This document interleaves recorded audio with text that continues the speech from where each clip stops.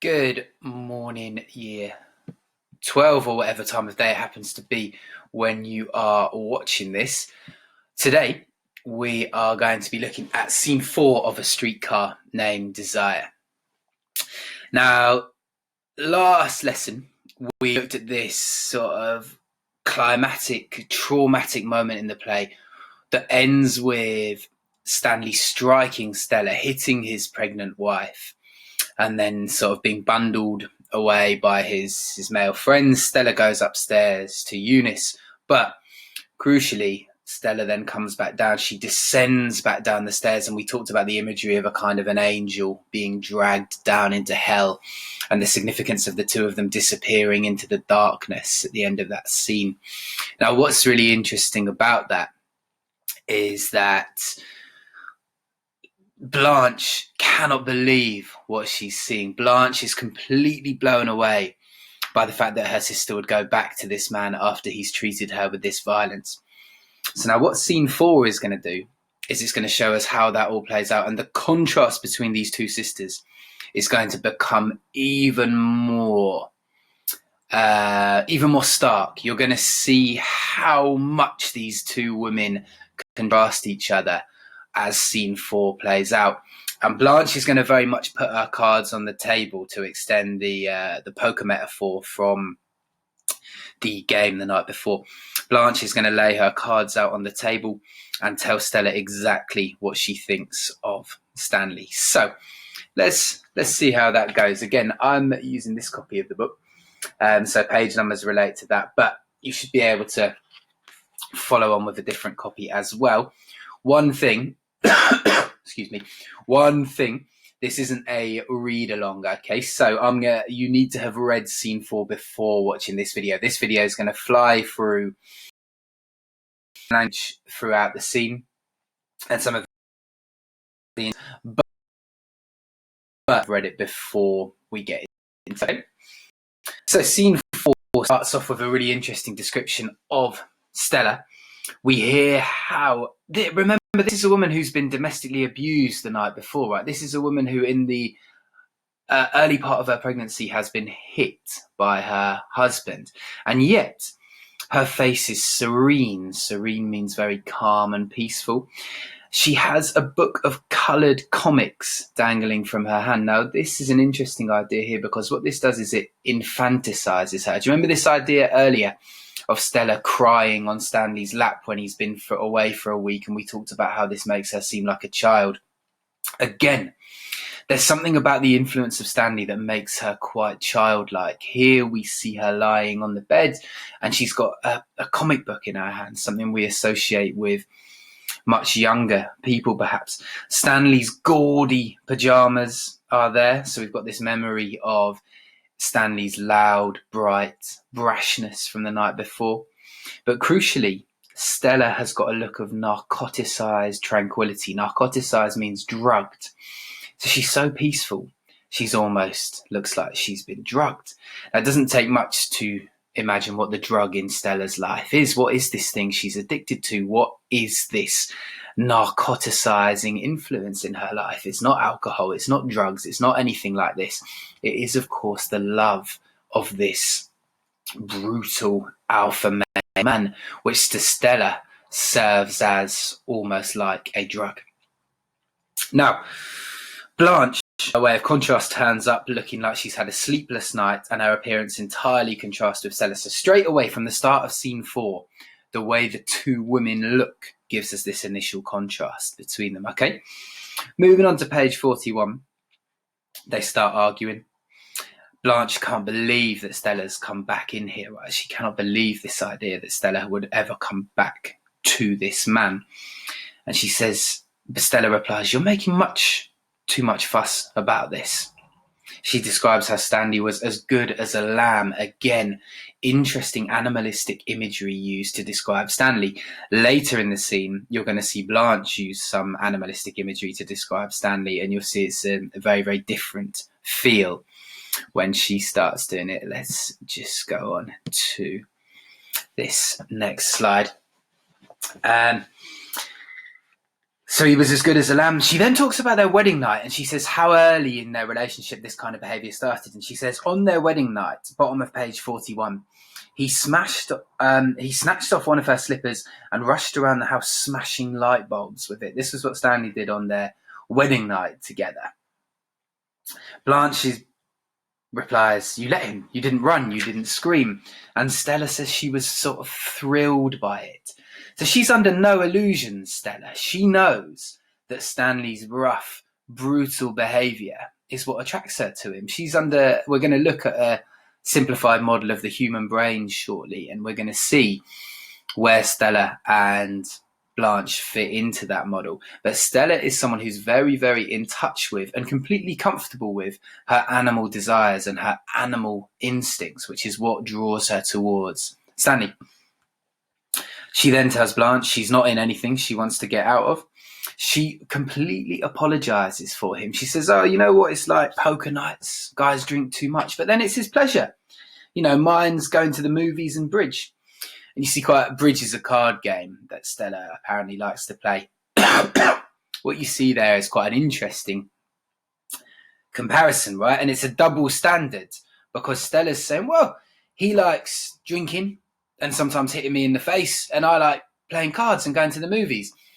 Now, you'll notice there's a key difference there, that Stella's pleasures are not causing any kind of damage to Stanley, whereas what Stanley's doing is obviously massively harmful to her. And yet, because of that patriarchal structure and because of the things that Stella desires about Stanley, she doesn't see there being much difference there. Oh, well, that's him. That's what he's into, you know. Now, Blanche, from page 43 and page 44, there's nothing too important that you need, apart from this idea that Blanche tries to conduct a get-out plan for her and her sister. She's got an idea that's going to get her and Stella out of all of this, which is interesting. And the man that she believes, crucially, a man that she believes is going to get them out of this, is called Shep Huntley. Now, Shep Huntley, we will talk more about him as time goes on. We will actually discuss whether or not Shep really exists. I think he probably does exist, but like a lot of stuff in Blanche's life, I don't think he exists quite in the way that Blanche pictures him to exist. Anyway, that's not important just yet. What's important is that she says, oh, Shep Huntley, he'll get us out of this. He's this old oil millionaire who had a bit of a soft spot back for me. So again, she falls back on the old South as something that's going to get them out of this situation. She falls back on the idea that this rich, old Southern gentleman will, of course, come and rescue these two damsels in distress, will rescue them with his money, with his resources, and crucially, rescue them from this horrible, brutish New South man. What, of course, she's not getting is that Stella doesn't believe there's any need of rescue. Stella doesn't see herself as in any position that she wants taken out of. And actually, it's Blanche is the only one who sees this as something that needs to be run away from. This is all compounded on page 44, when she says, darling Shep, this is her composing the letter. So she's writing the letter, but she's talking out loud at the same time. And she says, darling Shep, sister and I in a desperate situation. To which Stella replies, I beg your pardon. Stella does not believe herself to be in a desperate situation at all. Stella thinks she's completely happy in this situation. And she laughs at her. She thinks this is all completely ridiculous. And now, then about Stanley, which is going to define the course of the two women for the rest of the play, right? This is a real turning point, as you can see here on my slide. Stanley's going to return home, and he's going to hear the way that Blanche is talking about him in a way that's going to illuminate the two sisters' different attitudes towards him, right? And Blanche is going to talk about him in a verbal, in a monologue, where she completely tears into Stanley and she doesn't pull any punches, but crucially, Stanley overhears it. Stanley returns home. Neither of them know he's there, and he hears everything Blanche says about him. And really from that moment on, the tragic events that are going to unfold as the play progresses, they are kind of set from that moment on. You certainly could argue anyway. But before all of that, Stella tries to defend Stanley, and on the middle of page 45, sorry, I'm aware it's not a very good time to be coughing. I am just woken up and I'm doing this, so I think that's what that is. And she essentially says, right, on the contrary, I saw him at his best. Sorry, Stella says, Blanche, you saw him at his worst last night. Again, trying to explain that to him. It was his worst, right? You saw the absolute worst of him. And Blanche says something quite interestingly. She contradicts what her sister says. And she says, on the contrary, I saw him at his best. What such a man has to offer is animal force. And he gave a wonderful exhibition of that. But the only way to live with such a man is to go to bed with him. And that's not your job. That's your job, not mine. So, really interesting bit of insight from Blanche then, that she's saying, don't tell me that's him at his worst. That's him at his best. That's what he is. That's what he has. When he's drunk, smashing the place up, striking you, that is what Stanley has to offer, what Stanley has to bring to the world. And she's saying that's what you're attracted to, Stella. That's the thing that you've basically gone for here. Now, in a sense, what's fascinating about this bit is that Blanche is showing a good understanding of her sister, but she's also failing to show a deep understanding of herself, because there is part of Blanche that is also attracted to these things. The only difference, I think, or one of the only differences between the two sisters, is that Stella has made peace with the things that she's attracted to. Stella is completely okay with being attracted to Stanley. As we read on, we're going to see that Blanche is also kind of attracted to these same things, but she cannot make peace with that in her own mind. She cannot accept the animalistic part of her that desires the kind of things that Stanley provides. We will talk more about that later on. So, page 46, one of the best metaphors in the whole play, I think. This play is rich in language and metaphor. But I think this exchange between Stella and Blanche on the top of page 46 is one of the most beautiful examples of it in the whole thing. Now, in order to further justify why she stays with Stanley, Stella says, but there are things that happen between a man and a woman in the dark that sort of make everything else seem unimportant. So essentially what she's saying in there is that things that happen in the dark, the sexual stuff that happens in the dark, hidden away in that darkness that Stanley carried her into the night before, is so powerful that it makes her forget everything else. That this sort of raw, animalistic connection that Stella and Blanche have is so powerful. That Stella and Stanley have is so powerful that it just overrides everything else, just completely makes all that other stuff seem not to matter. And Blanche says, but you're talking about desire, just brutal desire.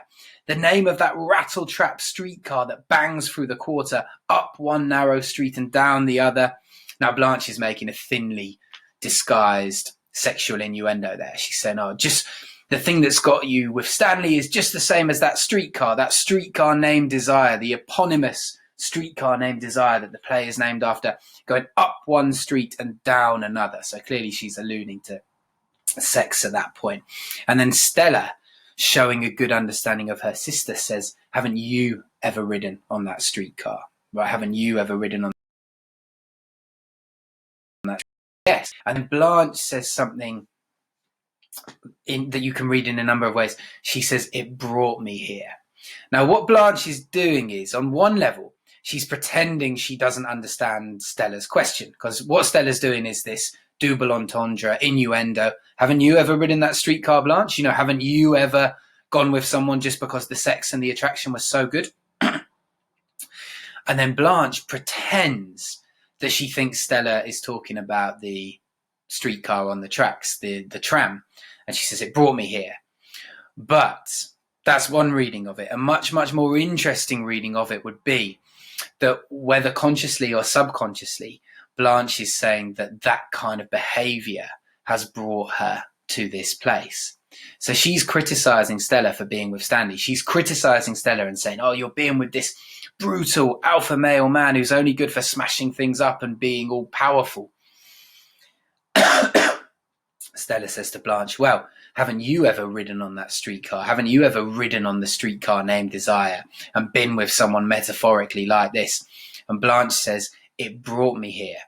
Now, does she just mean that the streetcar brought her here on the train tracks? Or does she mean that that kind of behaviour that she's describing is what led to her being in this situation? That will become much more clear as we read on, but it's a fantastic bit of the play, this, and there are many, many different essay questions where I would want to bring this part in. And now we come to this key turning point in the play. So at the bottom of page 46, Stanley enters. The audience can now see Stanley. They know he can hear what's going on, but the two women can't. So, of course, we've got an example of dramatic irony here. And... right. So, yes, we know that Stanley's going to overhear. It's going to strengthen the dislike between the two of them, and it's going to create this sense of dramatic irony, okay? This is what some of the things she hears him say. You should study this monologue in detail because it's fantastic. But I'll pick out some key bits. She describes him as bestial, ape-like, survivor of the Stone Age, right? So straight away, this animalistic, zoomorphic imagery she's using to describe Stanley. She's describing him as like early man. But then interestingly, Williams alludes to Blanche being correct here, because what he says is Blanche metaphorically says she imagines him bearing the raw meat home from the kill in the jungle. So this is her depicting him like a early man, like a caveman, saying that, oh, he'll drag his kill home from the jungle. But of course, what Blanche doesn't know is that the first time we saw Stanley in this play, he did just that. He came home with a pack of meat from the butcher's and threw it at his wife. So Williams is kind of alluding to the fact that, yeah, that is exactly what he's like. And maybe he'll strike you or grunt and kiss you. So Blanche using this incredibly bitter, aggressive tone in her description of Stanley, holding nothing back now, letting Stella know. She uses verbs grunting, sawing, gnawing, hulking. All of these verbs that we that allow, the listing of these verbs allows us to depict this. Allows us to imagine this incredibly primitive, primal beast. His poker night, this party of apes, more animalistic imagery, and then she says what she thinks the world should be like. So she's saying, this is the world you're living in, Stella, this caveman, zoomorphic, animalistic world. But she says there have been things as poetry and music and light has come into the world. Now here, the juxtaposition is, this is how she sees Stanley versus how she sees herself. And of course, what the juxtaposition is really between is the new self, which she's describing as this caveman-like world, and the old self, which she describes as a world of poetry and light. But that's interesting, isn't it? Because we know if you shine a light on the old self, what do you see? You see a world based on corruption. You see a world based on incredible violence and cruelty. The difference being, as far as Blanche sees it, perhaps, or as far as Blanche's heritage saw it, was that this violence and cruelty was enacted on slaves. But there was still a world of violence and cruelty, right? So her judging the new self is quite ironic in a way, because again, it's her not appreciating the truth of the world that she comes from. And there's a lot more to say about that as we go through the play. The directions at the bottom of 47 are interesting. Another train passes. Stanley hesitates, licking his lips like a predator, licking his lips like he's now got the thing in his sights, right? Imagine a tiger stalking through the undergrowth, licking its lips. The idea that he now can hone in on that thing that he's already kind of wanted, perhaps, but now has his justification. Page 48, Stella runs back and embraces him fiercely, right? So Blanche's words have had no effect on her sister. She runs back to Stanley and embraces him fiercely. Stanley, victorious, grins over her head at Blanche, leaving Blanche an isolated figure on the stage while the two lovers embrace passionately once more. Remember what we talked about before? Williams liked leaving, he liked less movement on the stage and much more images, powerful, strong images that almost work as still photographs. Think about that one there.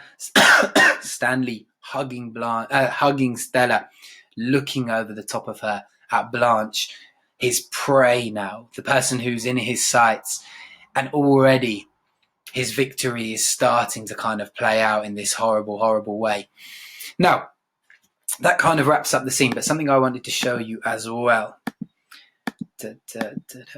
is this very simple model of the human mind. This is from a fantastic book called The Chimp Paradox.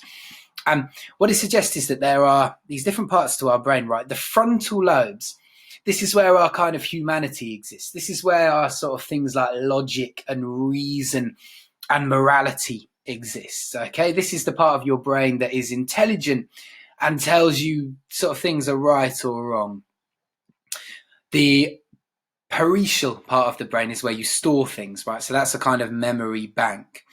And right in the center of your brain, nearer to the spine and the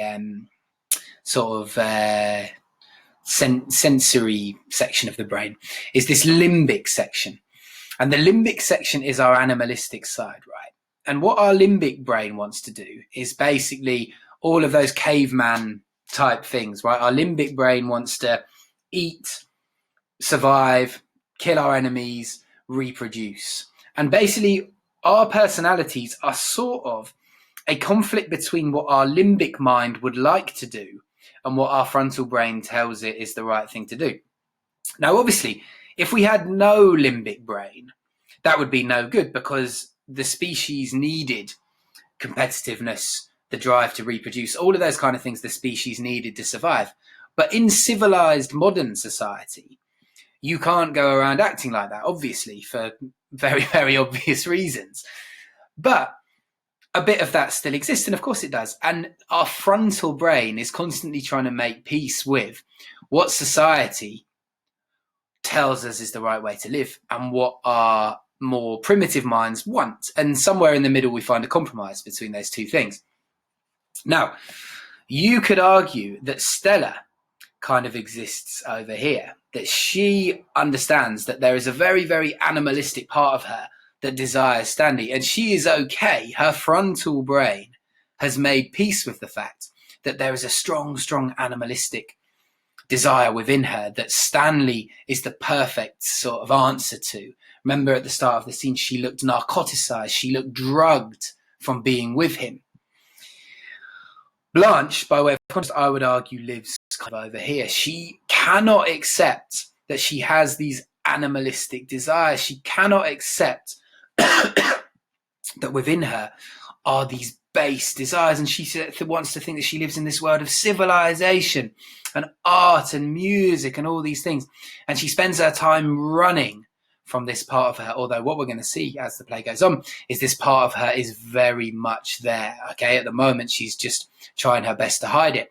But the interesting point, I suppose, and we will look at this more when we do a Freudian contextual analysis of the play. We'll do some lessons where we purely look at the theories around the play, so don't worry about that too much yet. But safe to say for now, really interesting that the two sisters live in different parts of their minds, I would say. Stella accepts her animal desires and drives and knows that Stanley fulfills them. Blanche tries to hide from them, hide from these desires in this other part of her mind where everything's art and poetry and all this kind of stuff. Which sister is happier is a question that we can revisit at a later time, okay? But keep that model in mind. Okay, guys, hope that was helpful, and I will see you next time for Scene 5.